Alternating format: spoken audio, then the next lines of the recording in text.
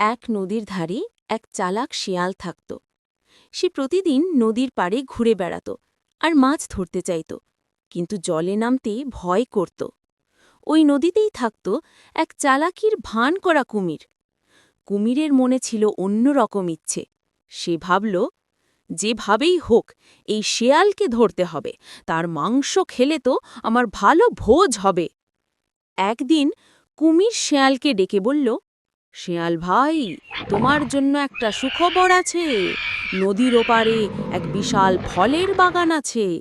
সেখানে সুস্বাদু পাকা ফল ঝুলছে। যদি চাও আমি তোমাকে আমার পিঠে করে ওপারে পৌঁছে দেব। শেয়াল ফল খাওয়ার লোভ সামলাতে পারল না। সে ভাবল, সুযোগটা মন্দ নয়।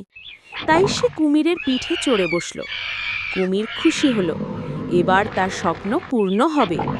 নদীর মাঝপথে এসে কুমির হঠাৎ হেসে বলল, আসলে শেয়াল ভাই, আমি তোমাকে ফল খাওয়াতে নিয়ে যাচ্ছি না, আমি তোমাকে খেয়ে ফেলব। তোমার কালিজা মানে লিভার আমার জন্য ভীষণ সুস্বাদু হবে।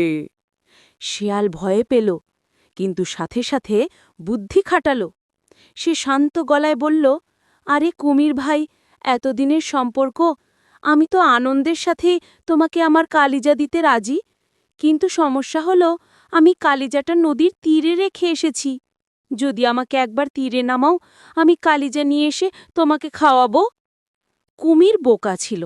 সে ভেবে দেখল, হ্যাঁ, কালিজা তো সত্যিই শরীরের বাইরে রাখা যায়।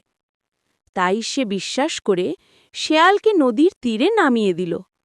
তীরে নামতেই শেয়াল দৌড়ে জঙ্গলের ভেতর চলে গেল।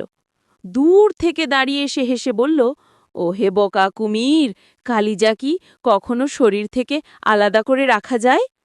তুমি নিজের লোভে আর বোকামিতে আমাকে হারালে। বিদায়।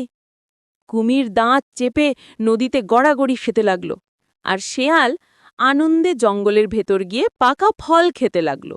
শিক্ষা: লোভ আর বোকামি সর্বনাশ ডেকে আনে, আর বুদ্ধি আর ধৈর্য বিপদ থেকে